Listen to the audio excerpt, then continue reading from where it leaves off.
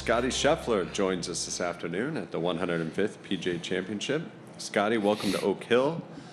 2 wins already for you in 2023. How are you feeling about your game coming into this week? Feeling good. I had a good prep week last week in Dallas, and I felt like I played pretty solid. A few things that I want to clean up, but game feels in a good spot. Great. We'll open it up for questions, starting on microphone 7, followed by 5.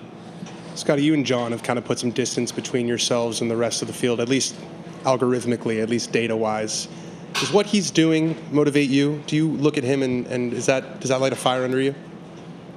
I'm not really sure. I definitely want to play well, and there's various things that can motivate me. I wouldn't say that John doesn't motivate me. I think anytime you see guys playing really good golf, you want to be doing the same thing. And so whether it's Jason Day beating me last week kind of down the stretch, or John just beating the crap out of me at a couple different tournaments this year, it's always motivating when you don't do what you want to do, and that's usually trying to win the tournament. And so yeah, I'd say a little bit for sure. Then last week you said there were a few things you wanted to clean up. What are those things?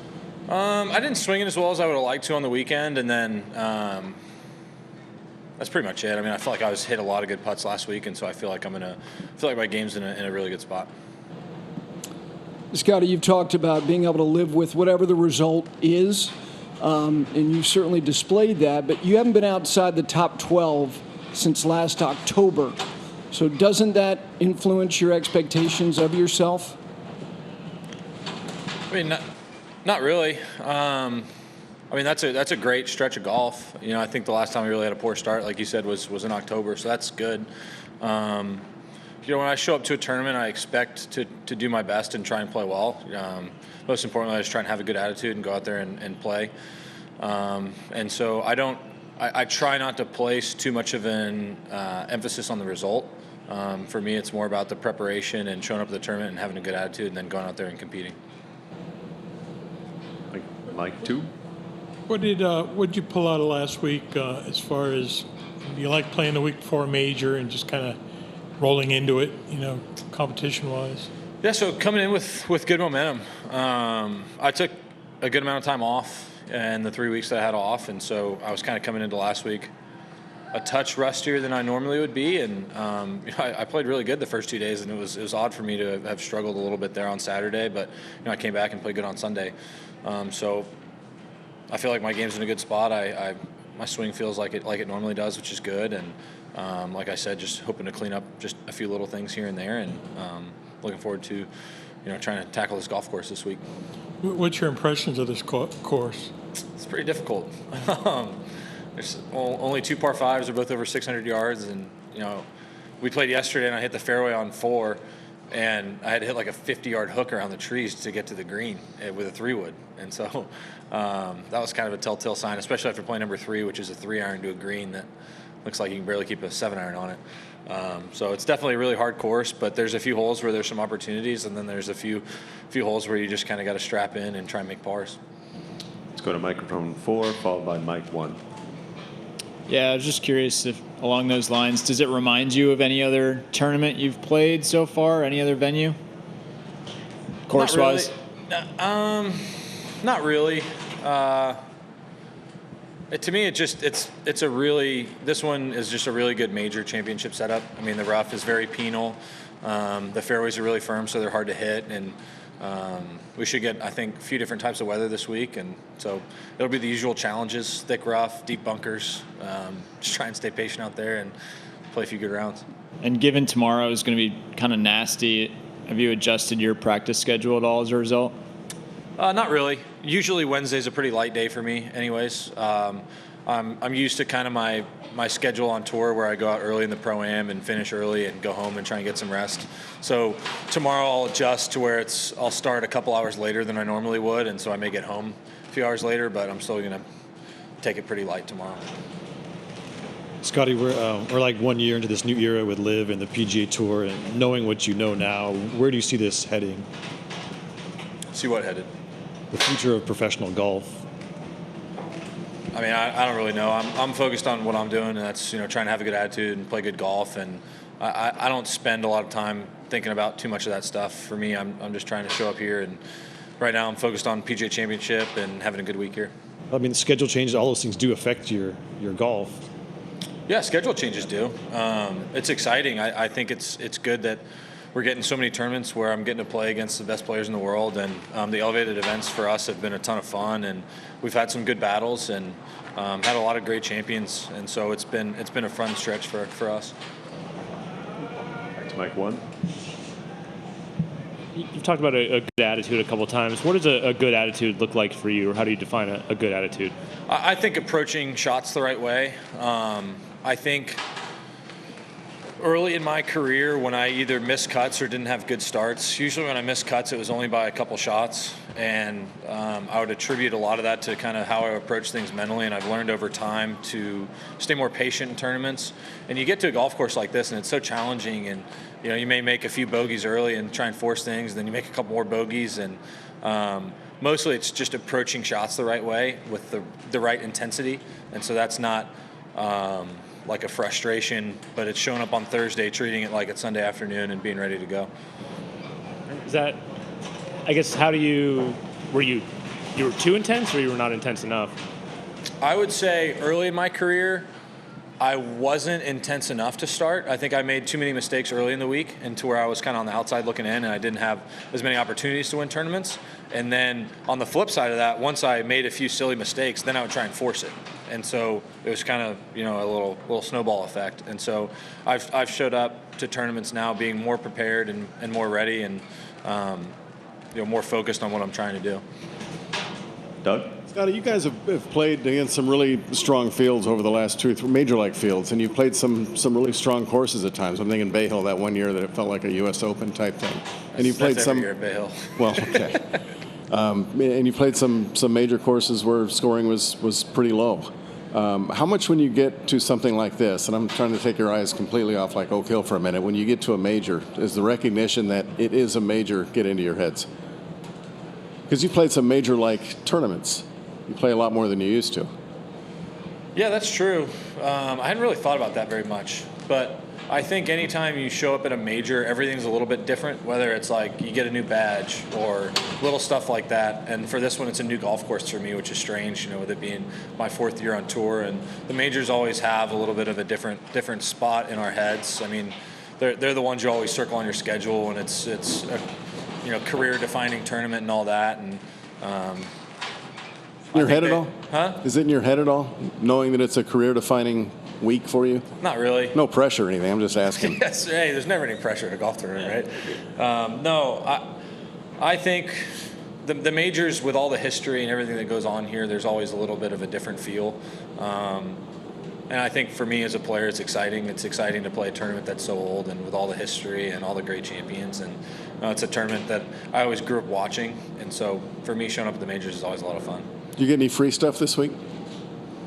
Yardage book. Wow. That's it? Yeah. Cheap bastards. Microphone 10, please. Scottie obviously said it's really hard, challenging course. On top of that, with the wind, is there anything specifically that you're changing with your game today, especially in the practice round, that you're kind of going into Thursday with? I wouldn't say that I'm changing anything. I just think the wind makes the golf course even more challenging, especially when you get crosswinds. When the fairways are so firm and you get a high wind like this, it's actually hard to hit the ball with enough curve to keep the ball straight without the wind taking it. And when the wind takes it, it starts curving, and then it lands on the fairway and it starts moving in another direction. So the fairways play even smaller with how firm they are, and so it just makes things more difficult. And a follow-up question with the pollen, and a lot of players complain about allergies. Is that impacting you at all? I usually have bad allergies, but so far I'm doing all right. So hopefully that continues as the week goes on. Microphone 4. Have you spent much time in Western New York before? And are there any experiences you're kind of looking to check off your bucket list in the next couple days? I've only been here once. I played the Monroe Invitational. I had my roommate in college, Gavin Hall, was from here, and so we came up, stayed at his house, and it was the only tournament that I've recall withdrawing from. So I only played one round. It was a quick trip up here, and so hopefully this tournament lasts a little bit longer than one round for me. Why'd you withdraw? I woke up with a big crick in my neck, and it was really cold here, and I played the first round, and I'm never one to withdraw. I'll limp in. I want to finish and I want to compete. But my dad ended up, he was here, and he ended up calling my coach, and Randy called me on the phone and was like, yeah, you really need to just be mature here and come home. It was like 50 degrees, and the wind was blowing 20, and I had the U.S. Open the next week, and I listened to Randy. I feel like a lot of the time it would work the other way around, where the dad or the coach would say, no, you got to finish. But have you always just been a guy that you have no interest in WDing from anything? I mean, it's the only tournament that I've remember withdrawing from. I don't think I've ever done that. Maybe someone on the internet can find if I have before. But that's the only one that I recall. All right, back to Dan. I know for major weeks it's probably very routine, but on normal weeks on tour, do you go out and do things during a tournament? I usually go out to dinner. At majors, I don't treat any tournaments different than any other ones when it comes to my like weekly preparation. Or anything like that? Do what? Like travel with more people or stay with people for majors that you don't normally? No. So that would be something that I would really try to avoid, is having the majors feel even more different than they already are. I remember when I played, I learned this at a young age. I played the Nelson when I was in high school, and my parents actually got some advice that they wanted.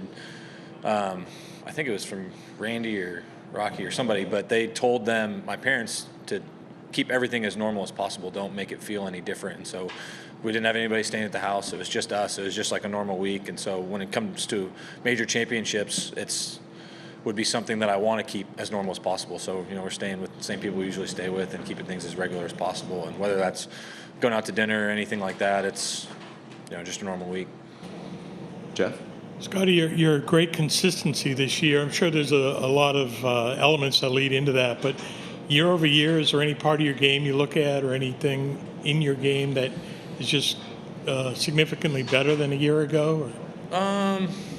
Not really sure. I'm always trying to kind of improve across the board and address weaknesses, and that's something that I'm constantly working on. And so it's nice to see that it's paying off and having a lot of good results. I think that's something you've always seen from the best players out here, is they're showing up often on leaderboards. And so I'm proud that I've been able to do that for the last few months, and hoping to continue that going forward.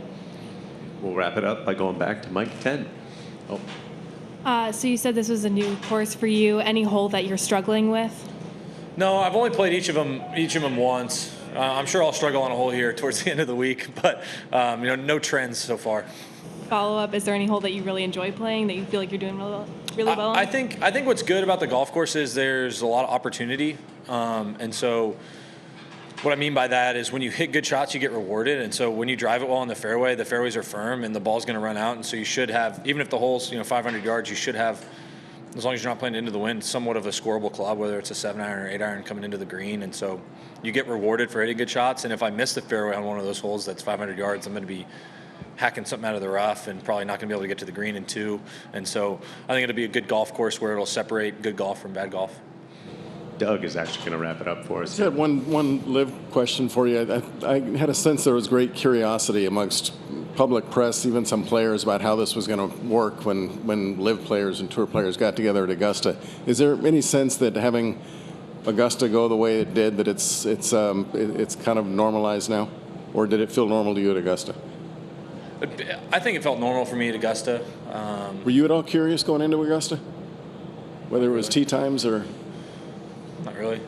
You get curious about anything? Yeah, I'm a curious guy. Great. Thanks for the time, Scottie. We appreciate it. All right. Thanks, y'all.